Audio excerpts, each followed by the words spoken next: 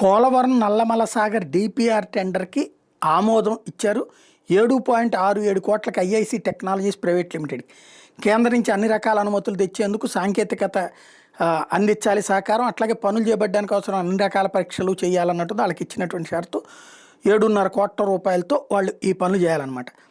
CWC మార్గదర్శకాల ప్రకారం Polavaram Banakacherla project DPR తయారీ, అవసరమైన పరిశోధన, కేంద్రం నుంచి చట్టపరమైన అనుమతులు పొందడానికి సహకారం అందించే పనులకు జలవనరుల శాఖ అక్టోబర్ 7న టెండర్ నోటిఫికేషన్ జారీ చేసింది. ఈ పనులకు కాంట్రాక్ట్ విభజనకు 9.2 కోట్లుగా నిర్ణయిస్తే టెండర్లో బిడ్ల దాఖలు గడువు గత అక్టోబర్ 22తో ముగిసింది. కానీ ఎవరు బిడ్లు దాఖలు చేయబడితే ఆ టెండర్ రద్దు చేసింది. ఆ లింక్ ప్రాజెక్టును పోలవరం నల్లమల సాగర్కి పరిమితం చేసింది. డిపిఆర్ తయారీకి టెండర్లు పిలిచింది. లేకపోతే పోలవరం నుంచి బనకచెర్లకు 200 టీఎంసీలు గోదావరి జలాలు తరలించే ప్రాజెక్టు అనుమతి కోసం సిడబ్ల్యూసి గత ఏడాది మే 22న పిఎఫ్ఆర్ ప్రీ ఫీజిబిలిటీ రిపోర్ట్ను రాష్ట్ర జలవనరుల శాఖ సమర్పించింది. దీని మీద సిడబ్ల్యూసి బేసిన్ పరిధిలోని అన్ని రాష్ట్రాలు, Godavari Krishna board, Polavaram project authority అభిప్రాయాలను కూడా కోరింది.